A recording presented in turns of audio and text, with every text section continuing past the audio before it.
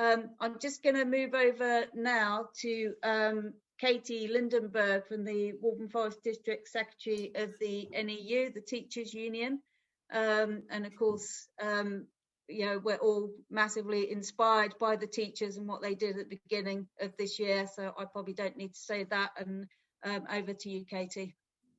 Thanks very much, Sam. Before I start, I just want to correct you. We're no longer just a teachers union, we're an education union. We represent teachers and also support staff.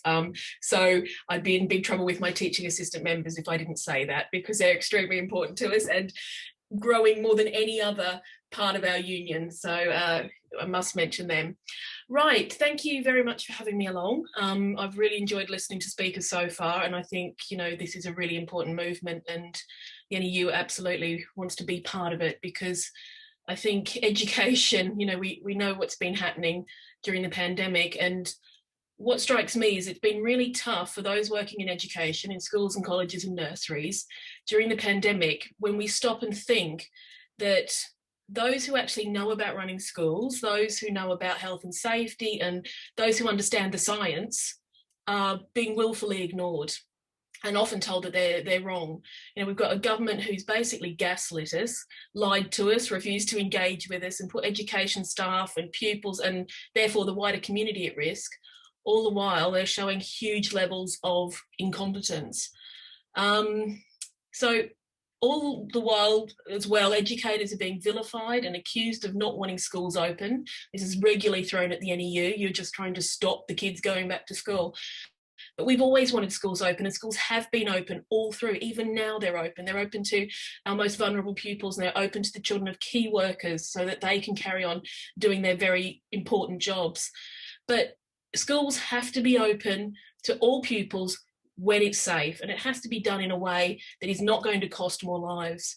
So this kind of teacher bashing is pretty hard to take, and it has a big effect on those working in education. Not only are many of my members, the teachers, the TAs and other school staff, putting themselves at risk by being in school to look after those key worker and vulnerable pupils, but they're also working really hard in school or at home, delivering online learning to pupils. And schools are also not just providing education and that care, they're also feeding pupils. They're providing resources and devices to pupils who don't have them so that they can access education from home. And we all know the spectacular failure here when it comes to feeding children, during half term and providing laptops for them to access education. So, the government's been, and the right-wing media have been pushing this narrative that teachers don't want schools open and that the NEU are actively standing in the way of getting pupils back into school. But this just is not the case. We want pupils back. We want them back safely, though.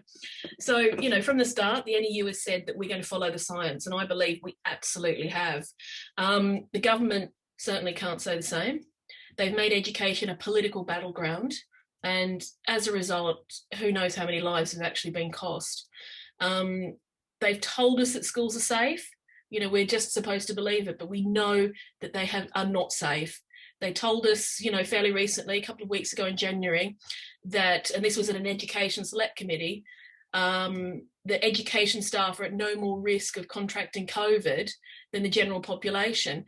And then on that very same day, a report came out after Jenny Harries had reported this to the Education Select Committee that actually proved that staff are much more likely to contract COVID than the general population, at least twice as likely. And when we talk about support staff working in special schools, they can be up to 7 times more likely to contract COVID than those in the general population. And bear in mind, we're talking about support staff, mostly female, all underpaid, all undervalued, and they're putting themselves at huge risk and often without PPE, without proper ventilation in their classrooms. So staff working in special schools, and this has been a huge issue all the way throughout, the underfunding in that sector is criminal. It was before the pandemic, and now it's been highlighted even more. The staff working in the schools are responsible for changing their pupils, medicating them, often tube feeding, and they have very close and intimate contact with them. They haven't had adequate PPE. They're not able to socially distance, just like many other people working in education. If you've ever met a 4-year-old, you know that they're walking germ factories. They're utterly delightful, but they'll sneeze on you, they'll cough in your face, and they'll have their hands all over you. So you can't socially distance. It just doesn't work. So it's been a situation where my members have been putting themselves at huge risk.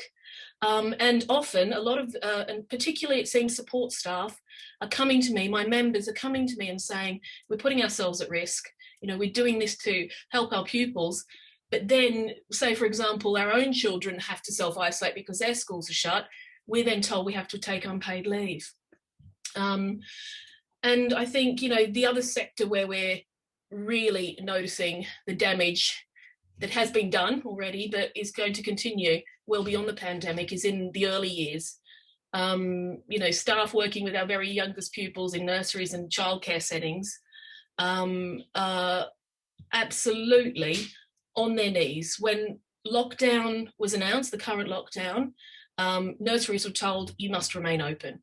You've got to be open to all children. And there was then a threat that the funding to these settings would be cut if they weren't open to all pupils.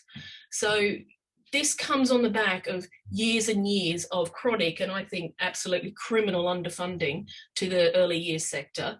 And of course, we know why nurseries were told to stay open. It was to provide childcare to the youngest pupils so parents can continue to go out to work with very little thought for the safety of them or the staff working with them. So, you know, I've talked about cuts in nurseries and SEND, but it's cuts across the whole education sector that have been happening for years and years and years. And schools were struggling to keep afloat well before the pandemic financially. And I've lost count in recent years of the number of restructure meetings I've been in the name of saving money, mostly in academies. I was actually in one today.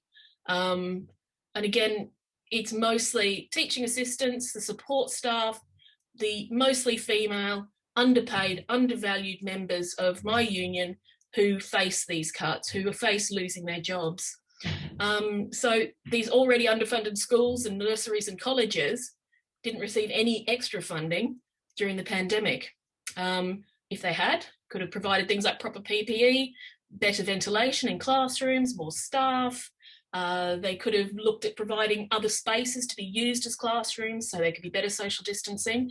And there's absolutely no doubt that without this funding, you know, schools haven't been able to operate safely and it will have cost lives. The picture has been pretty bleak, but I think, as John mentioned before, there's been some positives within the union movement, and especially within the NEU. We have grown hugely, tens of thousands of new members nationally. And in Waltham Forest, I think, I haven't done the calculations yet, but it's over 300 new members in the last year. So we now represent, we always have represented the vast majority, but now I don't think there are many working in education in Waltham Forest who aren't a member of the NEU. And what pleases me, not just the numbers, obviously that's great, but with those increased numbers has also come increased engagement in the union. We've recruited many new reps, often in schools where I thought we'd never ever get a rep. Schools where there are, you know, really awful academy chains involved and people are always too scared. But we've managed to get reps in a lot of these schools, and active reps who are really getting their groups together and creating a network of reps throughout the borough as well. They've done really remarkable things, and they've organised and, you know, I think really helped their members to stay as safe as they can during the pandemic. So, you know, the press and the government try to denigrate us and rubbish us at every opportunity, but we're growing in numbers and engagement and in strength. And I think, you know, they have to take that seriously. So how do we use this increased engagement? Okay, all right. So what I think we need to do is make sure that we don't go back to how it was. In education, we've had this terrible Govian curriculum for years. We know it doesn't work. It's not fit for purpose. We've had high stakes testing, we've had an exam factory culture that damages our children and isn't fit for purpose. So we need to come out of this with a focus on creating a curriculum and a system that is fit for purpose, that engages, that it's balanced, it's inclusive, it's creative, and actually put some joy into learning.